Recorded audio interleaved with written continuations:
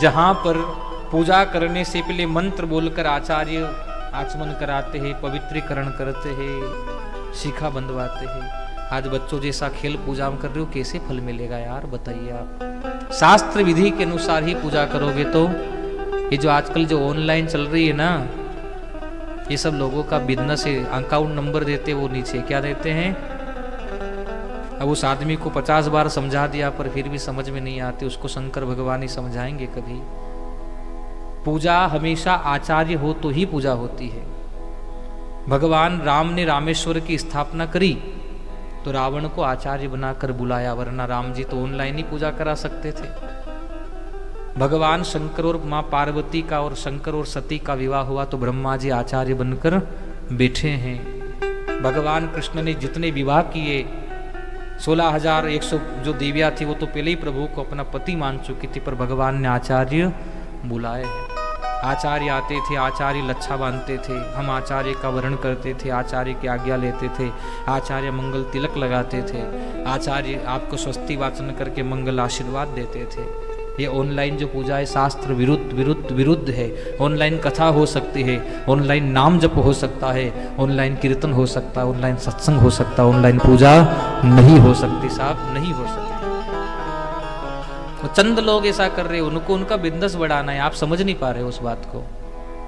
आखिरी में account number भी देते हैं, फिर वो देते हैं ना, आप जानते हो। अब बस आप समझ नहीं पा रहे उस बात को। अगर नुकसान क्या होगा, आज ऑनलाइन पूजा को अगर आप बढ़ावा दोगे तो आने वाले समय में हमारे बच्चे जब मान लो कहीं दूर चले गए 500-700 किलोमीटर दूर और खबर मिल गई माँ बाप का पिंडदान, तो वहीं से बोलेंगे कि ऑनलाइन कर दो, अंतिम संस्कार के ऑनलाइन कर दो। तो जो हमारी कृषि परंपरा थी, जो एक विधि थी शास्त्र की, उसका क्या होगा। मैं यहाँ किसी व्यक्ति विशेष का विरोध नहीं कर रहा हूँ, बात है संस्कृति की।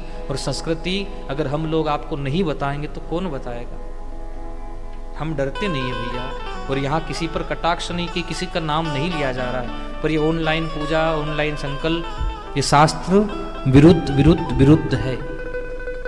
अगर ऐसा ही होता तो फिर हमारे ऋषि मुनि तो यूं ज्ञानी थे, वो तो ऑनलाइन सब काम कर लेते। लेकिन ना, उन पूजा में आचार्य की आवश्यकता होती है। जब आप आपके घर पूजा कराते हो तो क्यों बुलाते हो आचार्य, क्योंकि विधिवत कराएंगे वो।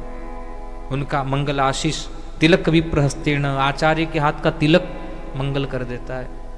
क्योंकि आचार्य जब आपको तिलक लगाते तो वो कामना करते स्वस्ति ना इंद्रो, इंद्र जैसा तुम्हारा यश हो, बृहस्पति जैसी तुम्हारी बुद्धि हो, कुबेर जैसा तुम्हारा, ये मंत्र बोला जाता है साहब, फिर तिलक होता है। कामना देखो उसकी। वो जब आपके घर आते हैं ना तो ये मत सोचो दक्षिणा ले जा रहे हैं, वो मंत्र बोलते स्वस्ति ना इंद्रो, इंद्र जैसा तुम्हारा साम्राज्य हो, वरुण जैसा तुम्हारा यश हो, बृहस्पति जैसी तुम्हारी बुद्धि हो। एक तिलक और वो भी 2-4 रुपए में कितना बोल जाते हैं आपके लिए, कितनी कामनाएं करते हैं आपके लिए। तिलक विप्रहस्तेन मात्रहस्तेन भोजन पिंड पुत्रहस्तेन भविष्यति न पुनः पुनः।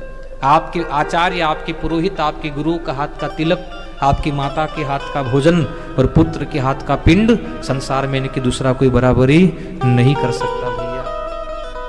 तिलक तो जब आप उज्जैन जाओगे छोटे छोटे बच्चे भी लगाएंगे, पर उनको 10 रुपये चाहिए, वो आपकी कामना नहीं। लेकिन आपका जो कुल पुरोहित होता है, सुनना, आपका जो यजमान, आपका जो गामोट कुल पुरोहित है, वो कई बार ये कहता है कि हे प्रभु मेरा यजमान धनवान बने।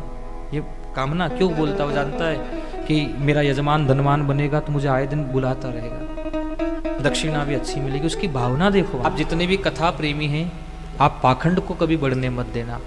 अगर मैं भी पाखंड करूं तो आप मुझे रोकिए साहब, हमें संस्कृति बचा दे। ये चली गई सब चला जाएगा।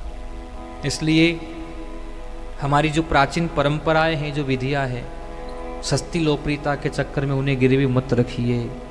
मैं तो भगवान से प्रार्थना करता हूँ कि ईश्वर उसे सद्बुद्धि दे, उस व्यक्ति को, सज्जन को, उस महानुभाव को जो आज ये नई परंपरा बना रहे। भगवान सद्बुद्धि दे। गीता का वही वापस अध्याय 17 श्लोक 1, 2, 3